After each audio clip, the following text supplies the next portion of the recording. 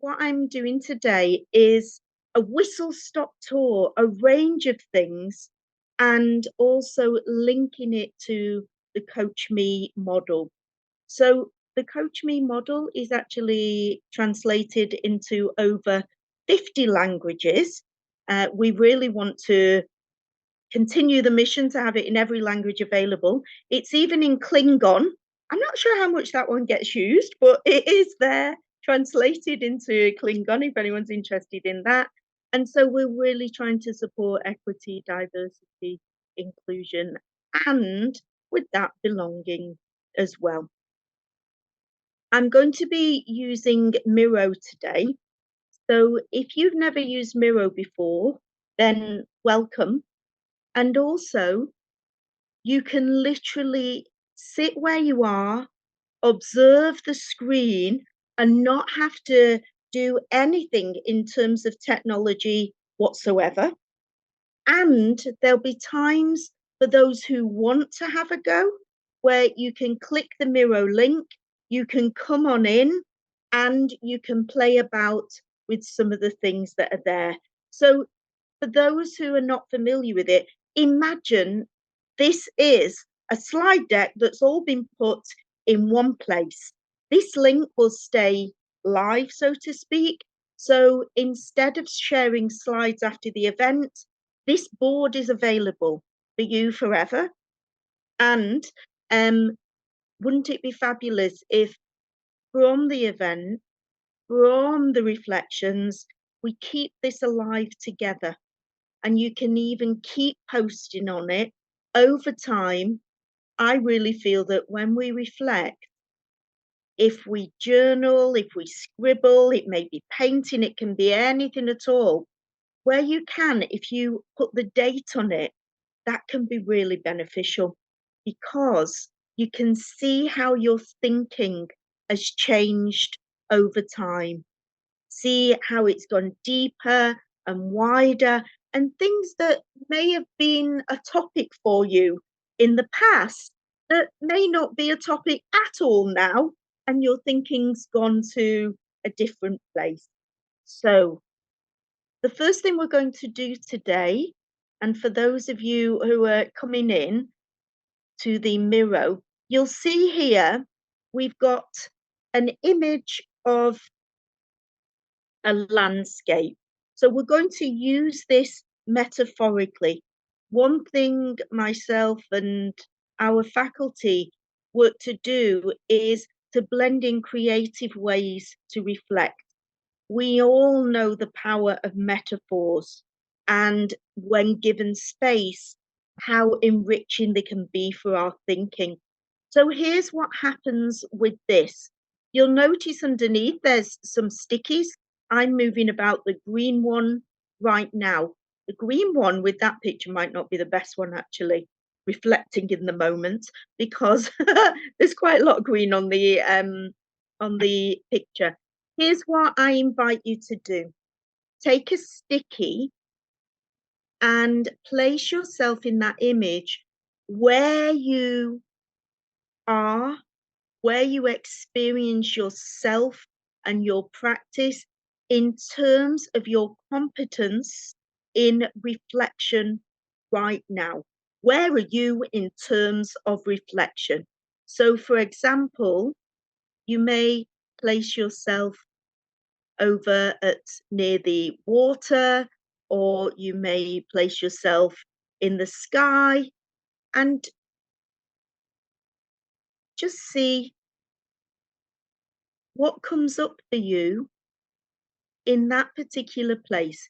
You may also wish to write your name on your sticky, and I'll give you a few minutes to think about this.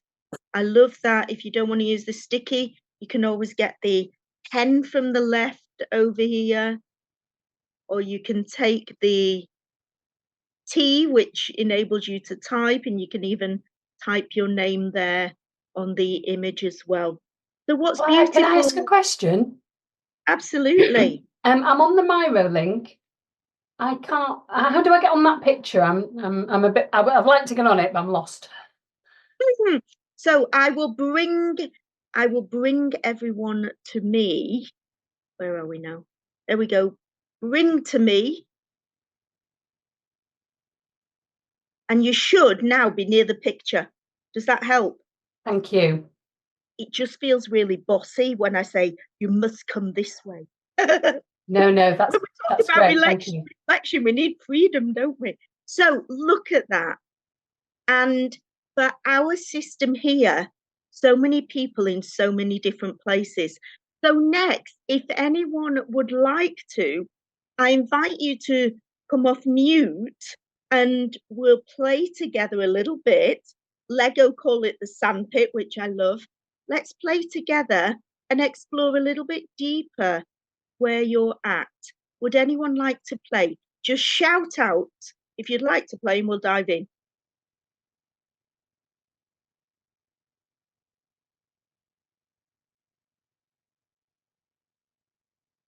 Anybody? Yeah, I'm happy to. Yay, Tim, how are you? I'm very well, thank you. Lovely to see you. And you all. So what would you like me to do to play? So, Tim, I can see that you're yellow and you appear, I'm just going to wiggle you about so others can see you. This is playing, is it? It is, yeah. So, so what puts you in that place right now? For me, it's a road, it's a journey. So I've come some way. I'm not sure if the rapids or that played a part in my position there, but I'm sure there's some rapids and some sort of awkward steps that need to be taken. But I think this is a journey, continual journey. Fantastic. And in that continuing journey, where might you be down the line? I'm not sure it's on that landscape. Ooh, but it doesn't lovely. really, I'm not sure it matters. I think somewhere along that path, there's some further beautiful landscapes. But it's an interesting journey. I think it would be boring if I knew where it was going to. So I think that's half the part of the excitement. Do you know, it's really interesting, Tim. Now you've said that, and of course, we're all reflecting in the moment. I've seen more sunshine in the picture, as if behind that bit where you are, there's sunshine leading to the next hill. So that's interesting. Thank you for playing. Thank you. Would anyone else like to share where they're at and what that means to them right now? I can join because you mentioned sun, and I have a sun surrounding my name. I'm Anna from Romania. Hi. Welcome, Anna.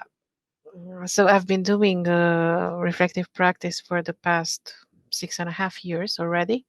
And I am there because I'm also guiding others to start reflective practice. And I'm giving from my knowledge, and I'm sharing with them what I learned during this time as a coach, as a mentor, as a professional, but also as a human being, because it's not about becoming a better coach or but becoming a better professional mentor.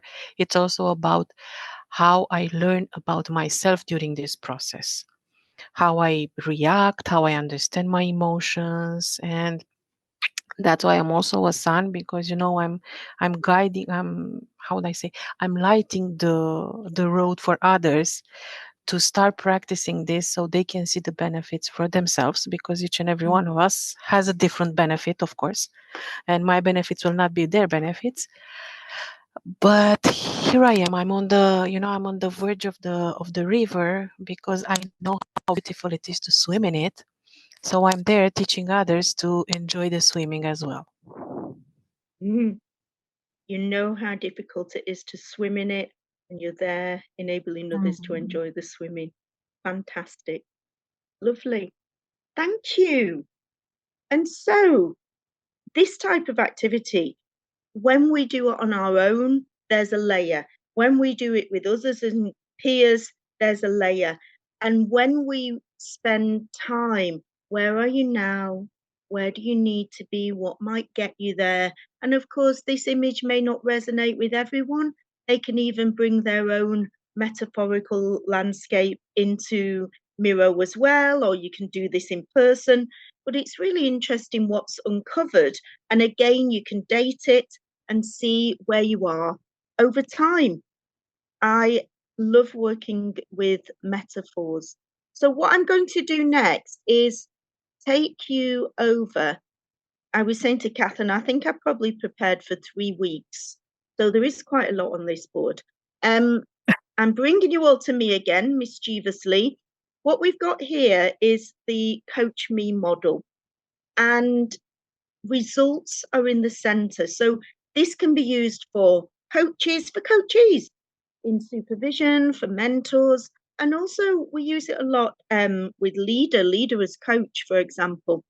And so when we sit metaphorically, in space and time, and we reflect, things come up, things surface. However, when we choose to focus on specific things, be they certain clients, patterns over time, thinking about thinking, the way that we actually think ourselves, our learning style, stages of adult development, there's all sorts of things we can think about. Then what happens is the focus of the reflection can go deeper, because like a sieve, you get to the core, you get to the essence. And so considering with reflection what you wish to focus on, because, and what the impact is that you want from that reflection, can be a really useful starting place. And sometimes the answer might be, I don't know. And we're just working with emergence. There's something, there's a niggle, or there's something I really found impactful, or I'm curious about. And I just want to be in process right that moment, in that reflection.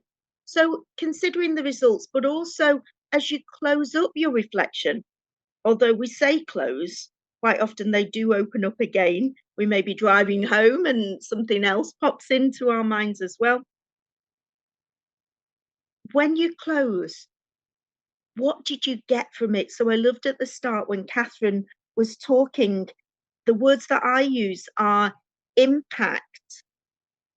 What was the impact on you cognitively, emotionally, but also somatically? What's going on in your body? So I sort of do this. I'm a kinesthetic person. You might have gathered that because I'm moving too much. So what's going on here? And of course, you've got the left logic, you've got the prefrontal cortex, the executive functions, and the right creative. And then what we're experiencing, which is a much better word, I feel, than feeling, because experience can be taste, touch, smell, and so many other things. What's there emotionally as well. But then what's going on in our bodies? And the final bit, think of your hands.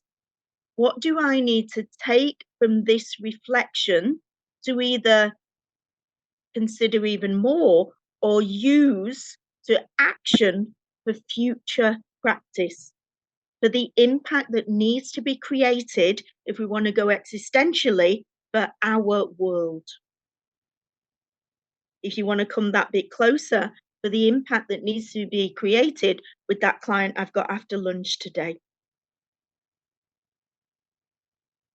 And so the different areas of the model, we looked at a number of different models, and we created this over time, and it also fits in with workplace performance management approaches as well.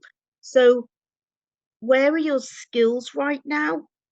What's emerging at the bottom in the field that you work in? So what comes to mind for me there is, in our field of coaching and mentoring, AI is front and center. That's one of the things that we need to keep abreast of potentially. I say potentially because some people don't want to buy in. My view is used effectively with sound ethical practice, it can be extremely useful. So, skills, where are we now? Where do we need to be? What way to close that gap? The same thing with knowledge. And I know that the sort of development for me over time was having training not only with different coaching schools of thought, but also with professionals at different stages of development. And because I've done a lot of living in the Middle East, different geographical locations to enable me to benchmark. So consciously reading and researching and attending to ensure that the knowledge is actually on point, but also discovering what I don't know. So a couple of years ago, I was curious about Gestalt. So dived into a professional certificate in that, and my knowledge grew, as did my skills and also my behaviors and ways of being as a coach and mentor. The other thing there is also behaviors. So think of this as in the present, first of all.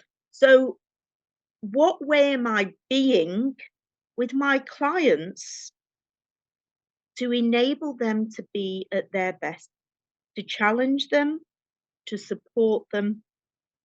And obviously, it goes back to contracting. What needs to be in our relationship for this work to be at its best? So, of course, that works with one-on-one. It works with groups, and of course, it works in team coaching or board coaching as well. Tapping in at the bottom to the wider system. What's shifting? What patterns are taking place? What do we need to consider for the emerging future that we need to focus on now?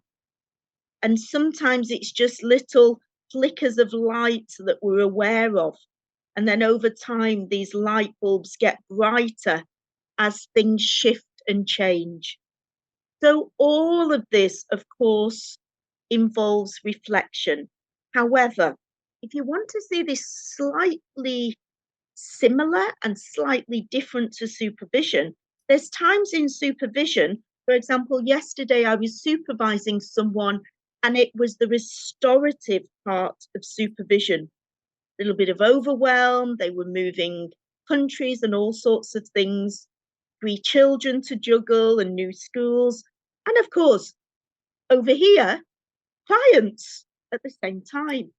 And so the reflection takes place in supervision with a certain focus. Reflection more broadly on our professional practice may be considered as there all the time. So Catherine mentioned, for me, reflection and reflexivity and all of the terminology and words, we can look them up, we can dive into them, and we can see the definitions. One thing that I always feel is important in terms of that red bit reflection on the past, the rear view mirror if you drive a car. And sometimes when you look in that rear view mirror, things look a little bit different. And so reflection on the past, and that may be something that happened a minute ago, a day ago, a year ago, but it's reflection on the past. Reflection in the moment. So right now I'm thinking, is everyone okay with this? Am I speaking too much? Do we need to dive into an activity yet? All of that is right here, right now in the moment, just as we do with our clients. Should I keep that silence that bit longer? And even longer still? Or should I interject with a question? So the other type of reflection is reflection. So some people know it from NLP as pre-frame. So if you imagine a frame or looking through a window into the future. And what's beautiful about this is the way we can work with things like role play or fast forwards, be it on our own. Mirrors are amazing. Stand in front of the mirror and practice and speak to self and really look at your own eyes. If you're working online, you should be able to see now I'm looking right in the camera, and that supports connection with our clients. And try and connect with yourself in a mirror and practice ways you choose to be from your reflections. If you do that practice, Professor Peter Hawkins has done research on this, it's more likely to happen in the future work that you're doing. So practice, they say, makes perfect. It really does help in terms of the way we need to show up, okay? Considering our presence with the behaviors and also the results, the impact that needs to be created, okay? So past, present, and future. Transition planning. So this is where we are, where we need to be, and the small steps and the big jumps along the way.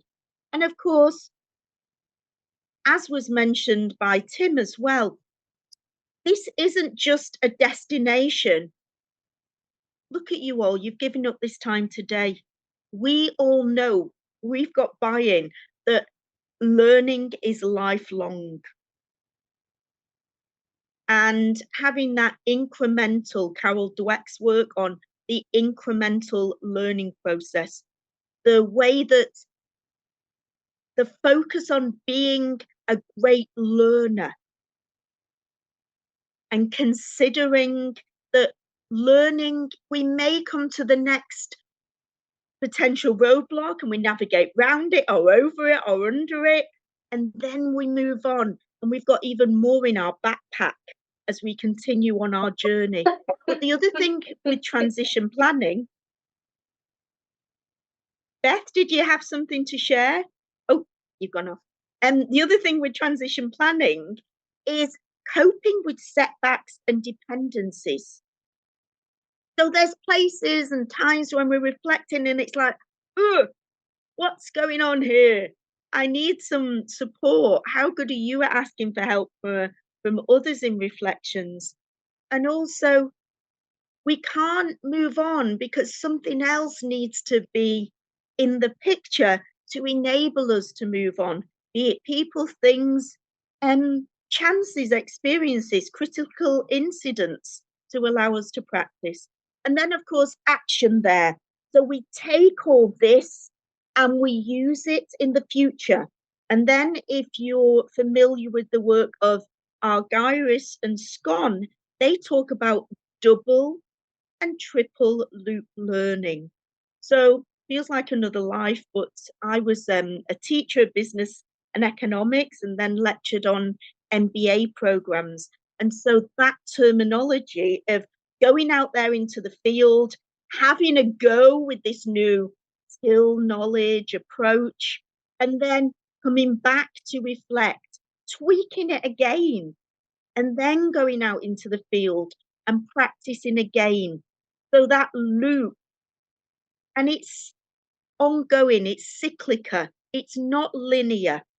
And so with this model, you can dip into any bits, you can take deep dives. It may be you stay in one particular place for a long time.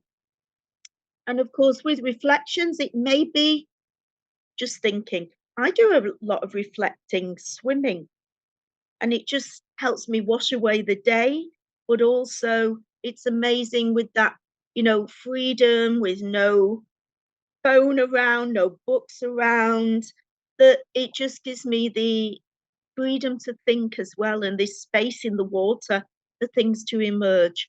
One client, it was senior leader, and they loved reflecting together, using me as a professional sounding board on the beach, drawing in the sand, throwing stones into the sea. Sessions were about 2 hours, and it literally was. reflective practice. And then people journal. And of course, this can be nice and neat with words, or we can write poetry. It may be mind maps or blurts or scribbles. And going even deeper, if anyone does want a copy, I'll put my email in the chat.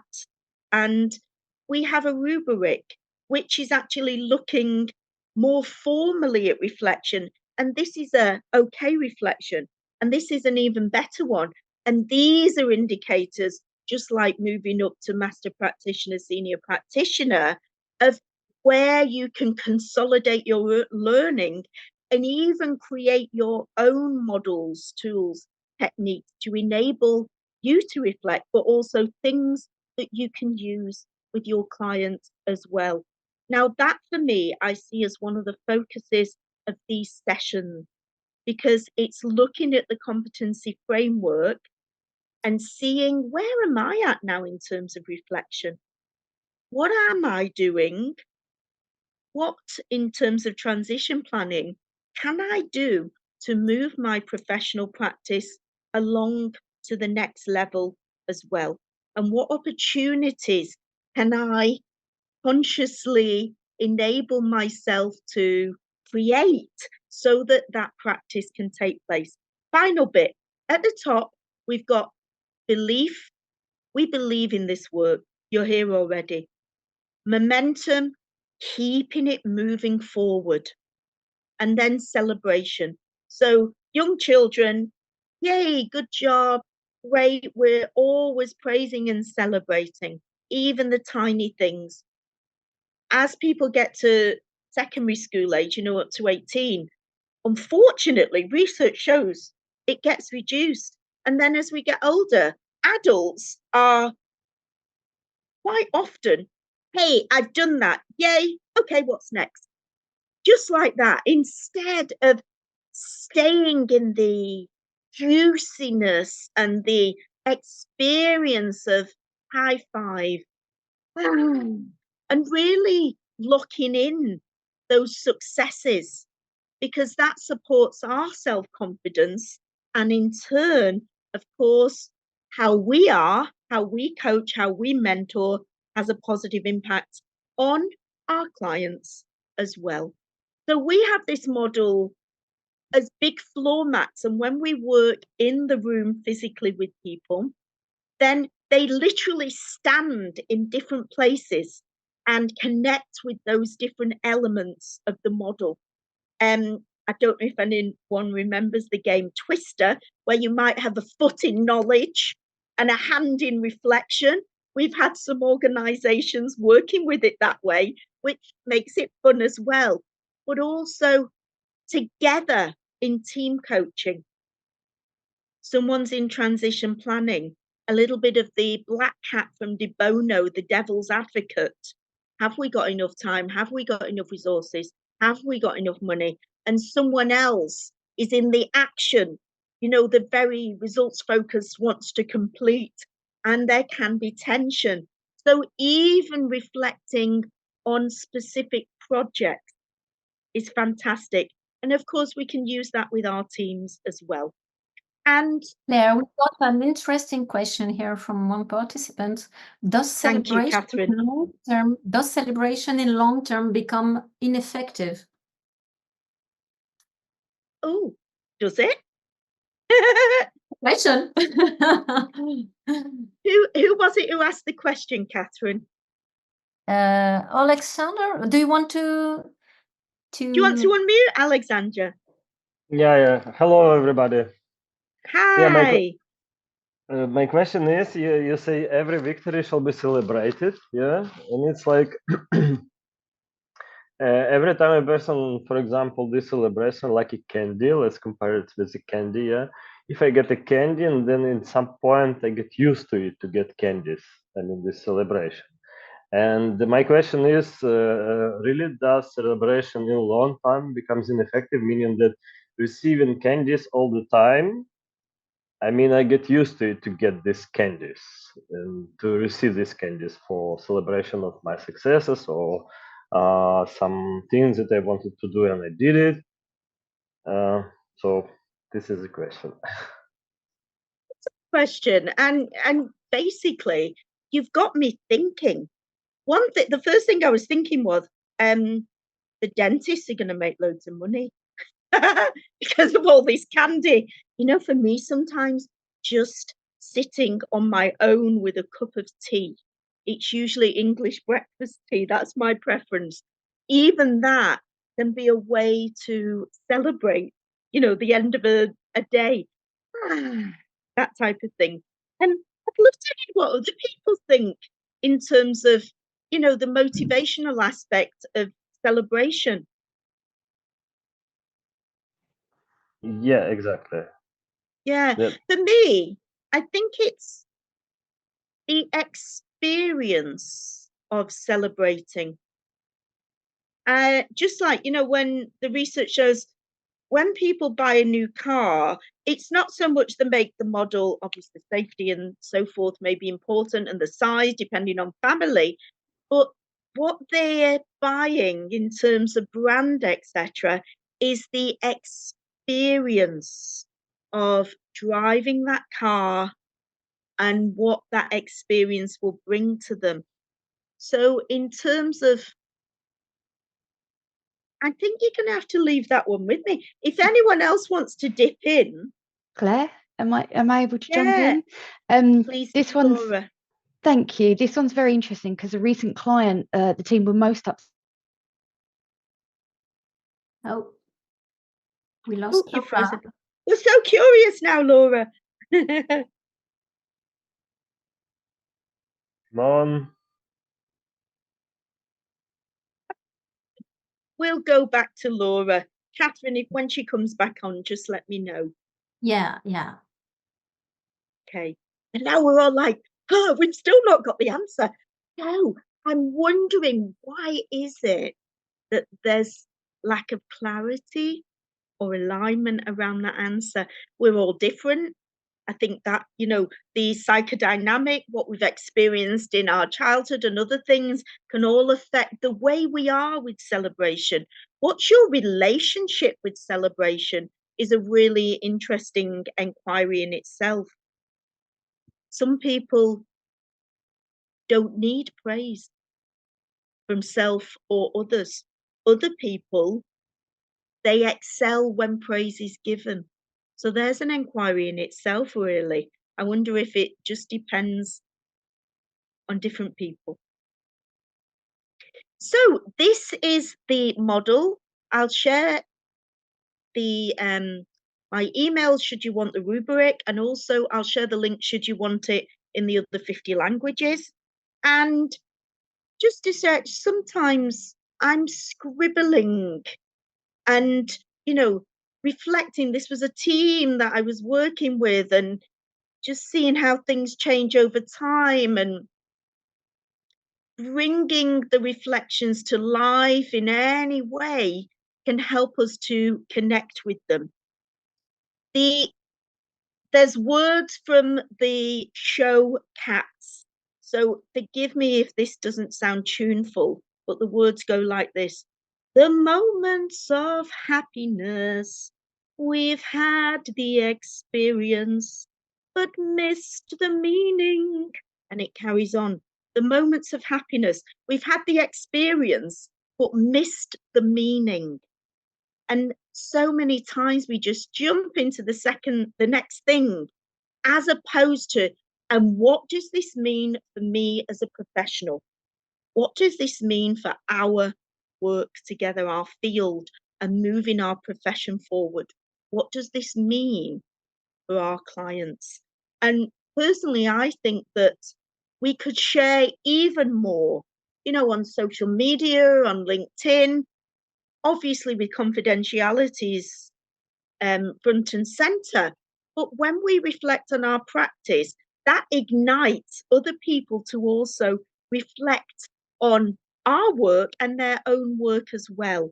So you'll see me sometimes on LinkedIn putting there a scribble or a drawing or blending a model into a piece of reflection and inviting others, what's your take on this?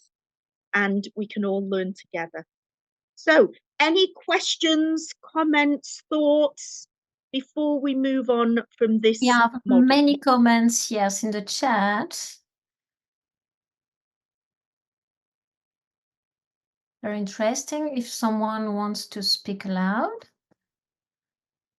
Yeah, Using the moment, I would like to thank you for your answer. Thank you. So I was wondering, what would I like to get used to?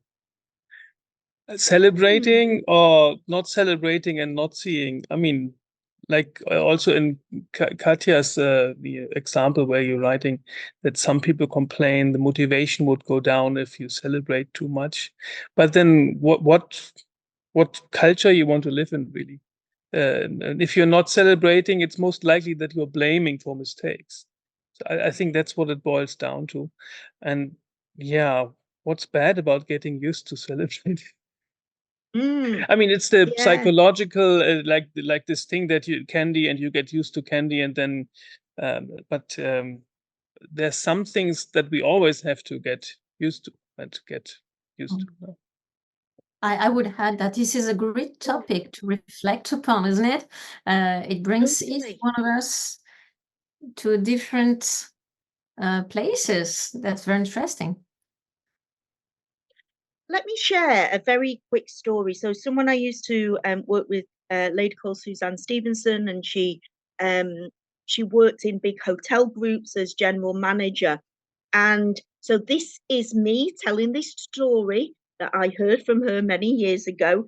So what's interesting as well, when we repeat things, I'm going from my memory, which part is absolutely true and part may have slightly morphed over time. And so there was a lady who worked in the hotel,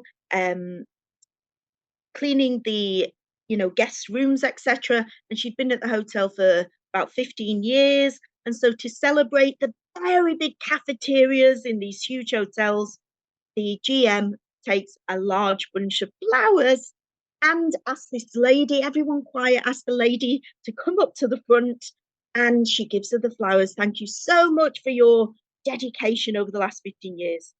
And the lady runs out crying. And the learning, treat people the way they wish to be treated, as opposed to the way that we want to be treated. Because GM, very confident, very comfortable up there at the front. This lady may have much preferred a nice, quiet conversation, even in the corridor, in the floor which she works on. So I'm thinking that may also be relevant for celebration. So it's not just organizational culture, our culture, and of course there's cultures within cultures, but it's checking in with others what they want. And what a fabulous inquiry, as Catherine said. What is your relationship with celebration? Sharon. Hello. Yeah, I'm here. You can hear me? Hi, Claire. We can. Hi. Yeah. I think you've, for me, certainly you've poked something here, and it goes back to what you said earlier. What is your relationship with celebration? I think that's so critically important because in working with leaders, as a coach, we can pretty soon, I think, make an assessment as to what is their relationship with recognition. Let's put it that way. What happens when they are recognized by you as the coach? And how does that translate into what they're doing out there in the workplace? Because from my own personal experience, leaders are great to say, sure, well done.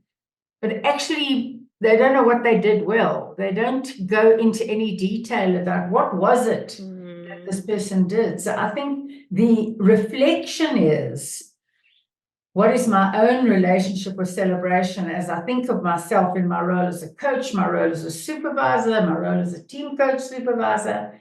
So this has for me just opened up a complete celebration. Never thought of this. So thanks so much. Pleasure, and thank you. And I'm also thinking there, I love the way you brought in a systemic focus. You know, what way does celebration play out in different parts of our lives as well? Because we bring all of that to the table as a coach or mentor as well. And I like the quick check-in, getting feedback from others. What do you want more of? What do you want less of? Stop, start, and continue. So simple, but a great approach for us to use with our clients. Different cultures can be louder, metaphorically, in terms of celebration, or quieter. But it really is, what does the client need as well, isn't it? Thank you for that. And the other thing is, so this feels heavy. Somatically, I've got my hands on my chest now. There's also a big thing that I'm going to blurt, and then we'll move on. So there's also that thing with celebration that sometimes we need to work with our clients and ourselves in terms of full permission. It's okay to celebrate, because there's so much going on in our world, in our organizations. Certain countries are at war and trauma, and there can be times where we can feel guilty to even enjoy ourselves, never mind really celebrate. And so that as an inquiry itself is pretty deep inquiry. And I'll leave that one there with a moment of reflection.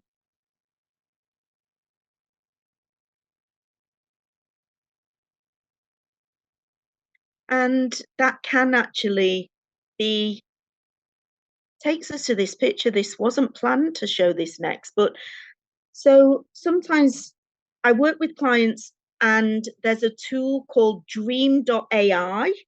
You can also, I'll show you a picture in a second. You can do it in ChatGPT. So it's a way of blending in AI, and you can put certain words. Now, I'm in a hotel in Saudi Arabia, in oil country, in a place called Jubail at the moment.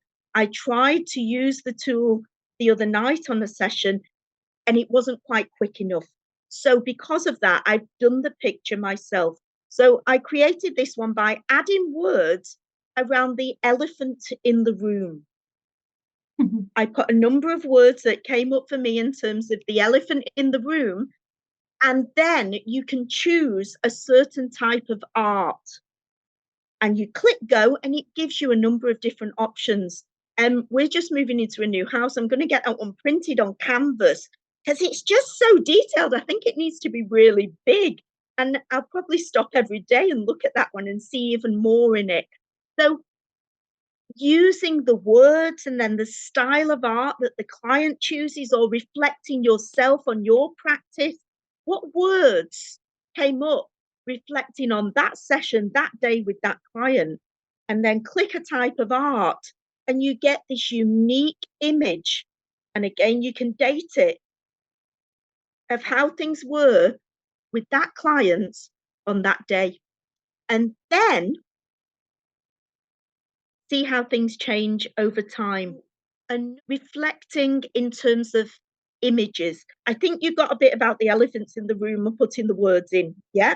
So the next bit was contracting to take images with your client, okay?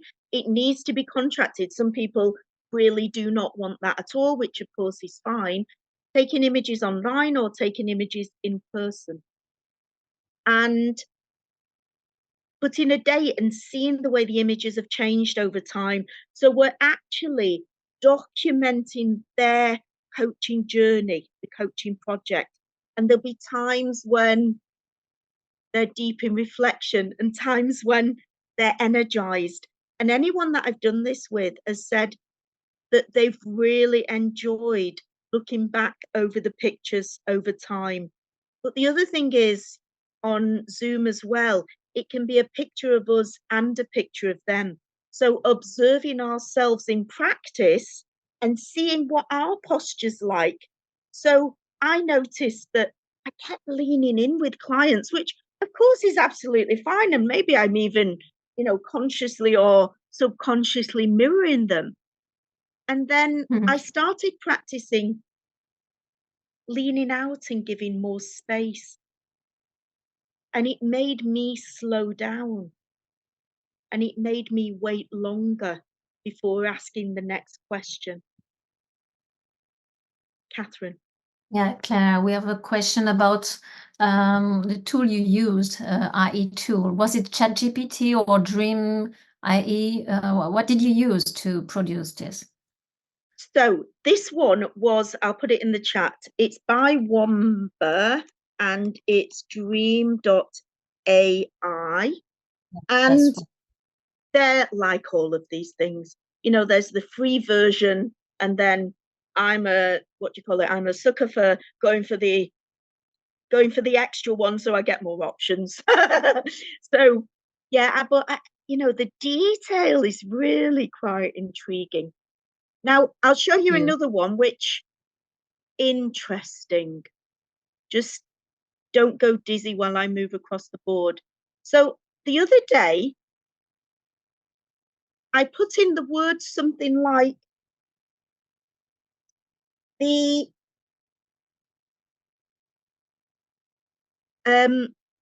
effective human being, or it was something like that. I was playing about with this for a particular project, and it came up with this picture of the guy. So that made me curious, because we know with AI as well that, of course, it's using what's in there, the data it's got already. So I played with it twice, and forgive me, guys, obviously I'm not being rude in any way, but twice it brought up a man. Interesting. So we have to be aware of the biases in these tools. So now we're over here. This is a fun activity, and it's a way of connecting with yourself as a professional. So you can actually do this, but because there was 200 registered, it was a bit impossible for me to get 200 hats, for example, on one board. You'd normally do this with, maybe 15 people max, maybe less. But if you've got paper in front of you, you can draw this yourself, and it still works as a reflective activity. So see this guy down here. So it's choosing, you can use a stimulus of the De Bono hats. I always had the purple one, Royal Regal, as well, because for me, Royal Regal isn't something I play out a lot. So it's a hat I try and play with. And what you can do is you take the hat you choose, you take the face you choose, and you also take the body you choose. That looks like a samurai type of warrior. And then you can take the legs you choose, and whichever tools you want to choose, the magic wand, or maybe you're drilling down into enabling clients to go deep. And so I invite you now to just spend maybe 5 minutes. This is there as a stimulus. This is one I did with Paul Sambar, who does loads of great work with Lego. We did this creation online about 2 years ago. I did date it. I did a written reflection for myself, and I looked at it the other day before, whilst preparing for this session, to see what's changed, what's shifted in me as a coach and supervisor and mentor and mother and all the other hats we wear, and what shifted and what I'm comfortable with and what I want to step in even more. One thing that stayed the same is the torch, the shining the light to enable others to explore. So I invite you to create for 5 minutes.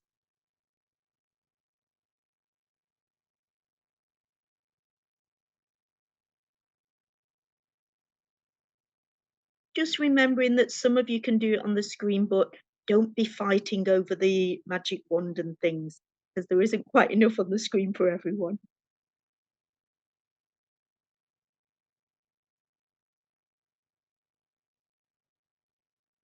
And then when we've done this, we'll have a breakout where you can literally, if you've drawn it, hold it up to the screen, and it works as long as you've not got the blurry background. The others in your breakout can see what you've drawn, and you can share together. What does the hat represent, the colour? What does the tool represent? Who are you being? What way are you showing up? What's your authority? What do you bring to the table? What's your go-to in terms of presence on the model, the behaviour element? What way do you continue to grow your skills?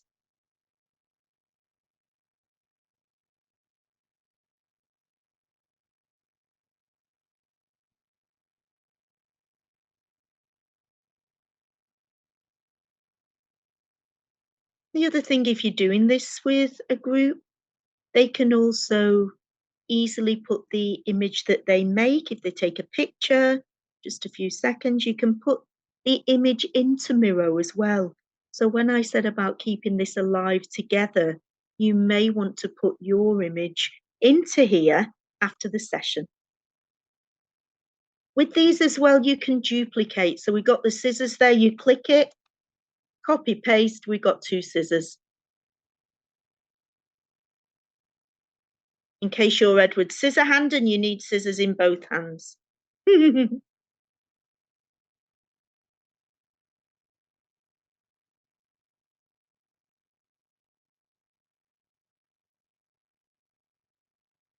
And with this as well, you may want to reflect on the past. Think of yourself 3 years ago, a year ago, 6 months ago. What tools were you holding then? And what's different now?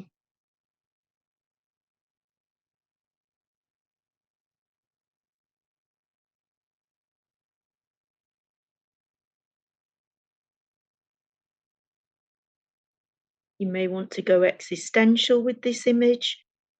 Why am I on this earth right now? What's my life purpose in terms of personal and professional?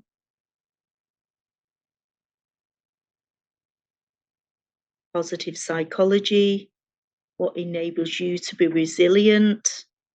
What enables you to keep momentum? Going back to the model.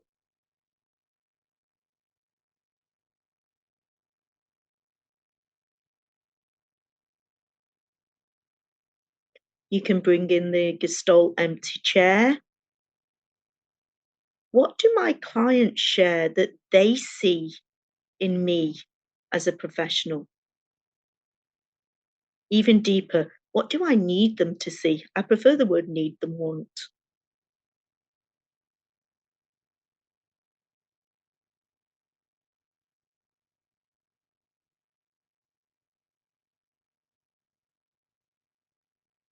So if we play with this for 2 more minutes.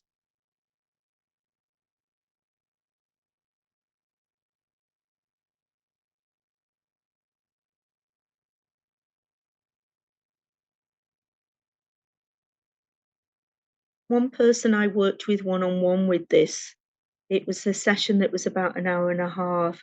And at first they're going, oh, this is fun. So fun's great, of course, because then we're more relaxed and we've not got any cortisol stopping our thinking. And then after about half an hour, they're like, wow, this is so much deeper than just fun. It's amazing, what's uncovered. What I love about the EMCC process, it's gone, EMCC process of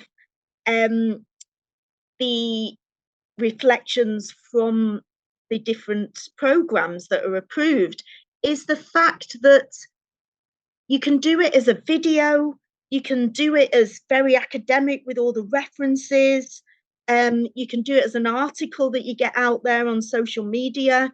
And the way Alex does it, he's got his own website as well called the Coach's Playground.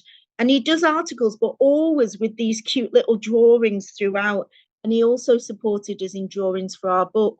So this particular one is so simple or simplistic, and yet it's just that middle one that sometimes we need to remember. So stop is about making sure we even diarize, I will reflect.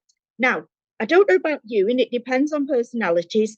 I can't always say that on a Tuesday morning at 11 o'clock in my diary, it says reflection, and so I'll reflect. Sometimes it may be 11 o'clock at night or, whatever, cooking.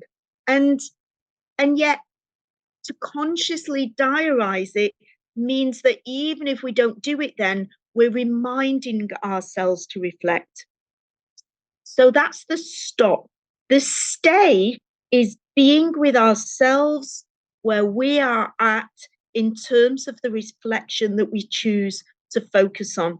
And there's a thing also, whether you do it as writing or just thinking or even playing with Lego or Play-Doh. Actually, Play-Doh I don't like, go for clay, because Play-Doh is related to plastic.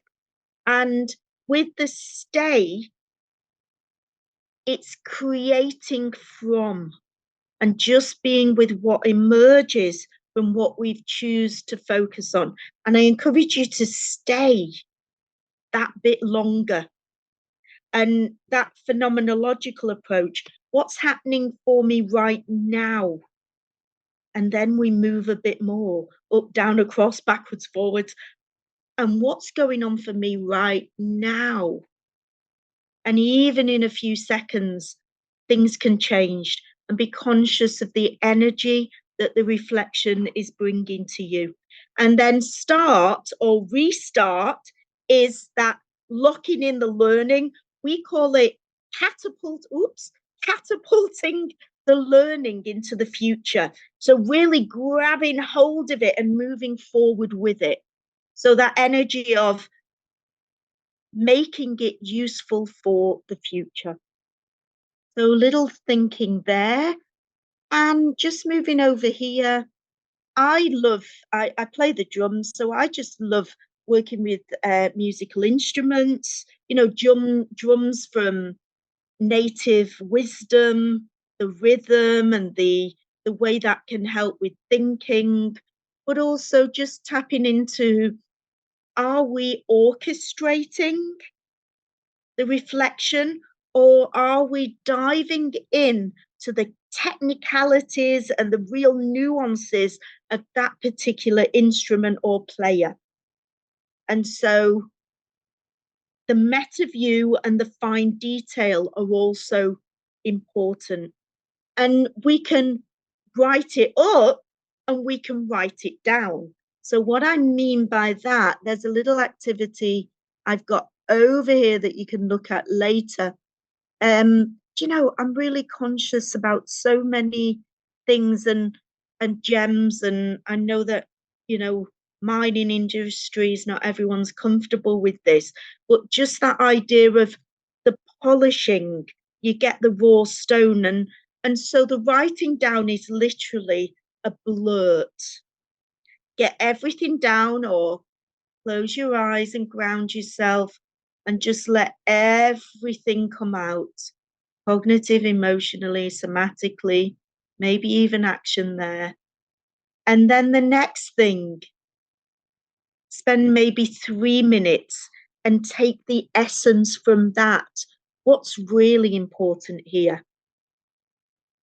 And then the next thing, take 1 minute and get the essence from that.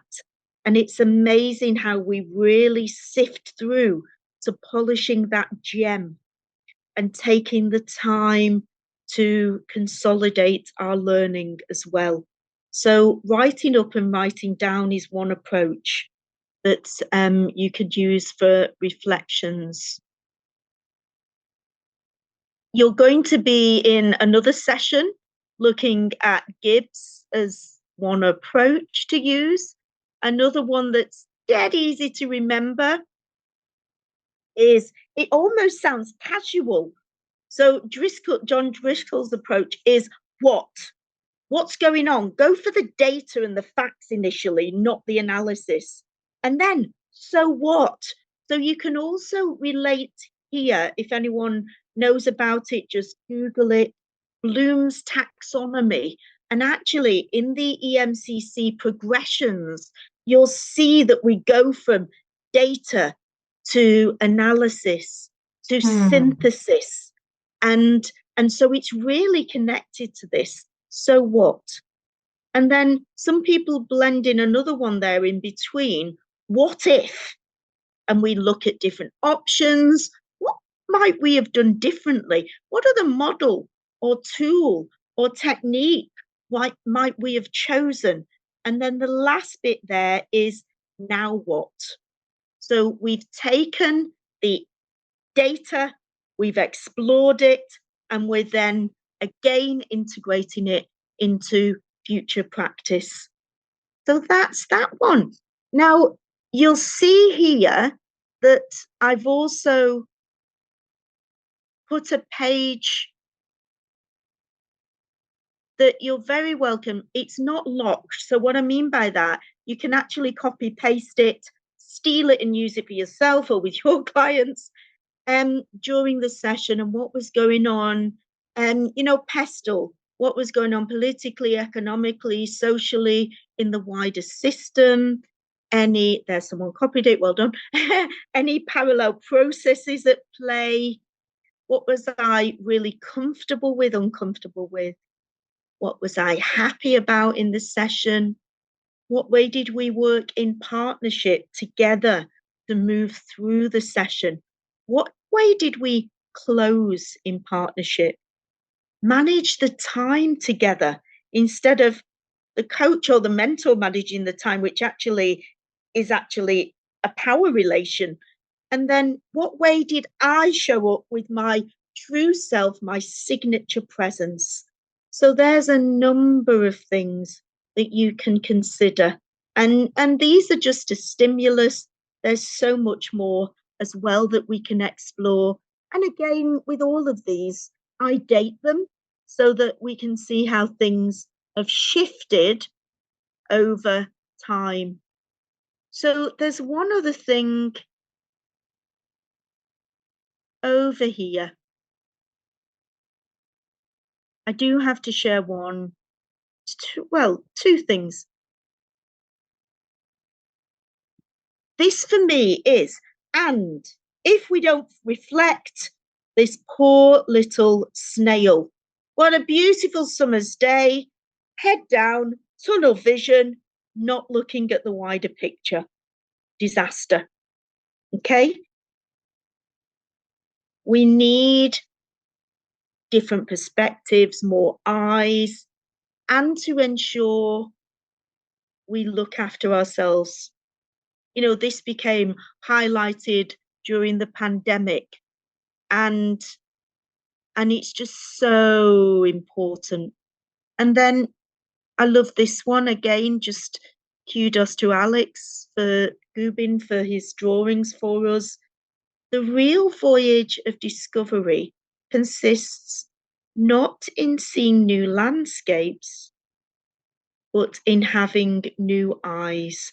So new ways of seeing, and the eyes, it's also about what we're experiencing, what we're seeing. The more we use all the senses in reflections, the more powerful they are. And then to close the session, we've got these image cards that we use physically with clients. I was doing initial coach training for leaders yesterday in an oil company, and it was day 2. And at the end of the session, I invited them all to choose a card to represent where they are now at the end of day 2 in terms of being a coach and really owning it. And it was about 45 minutes where everyone shared using the images metaphorically. And so if you're on the board, I'll bring you to me.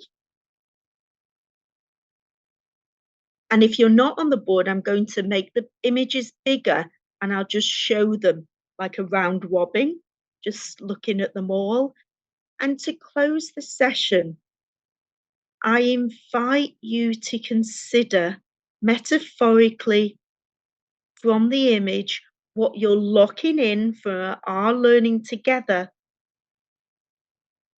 and what ways you will use that in your future practice. And so if you're not on the board and you want to see the images bigger, so that one's my niece. That one's next to Manchester Piccadilly rail station. I think that's one of my favourite pictures. I won't keep sharing about the pictures because that could influence your interpretation and connection with them. Where are you now in terms of your learning from the session? And maybe even what's next for you?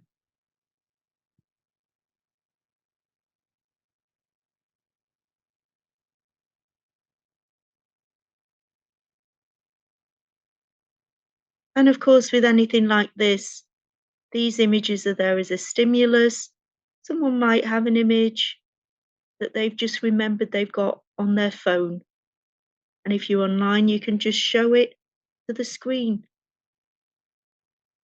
if you're working with a client. So these are just there as a stimulus.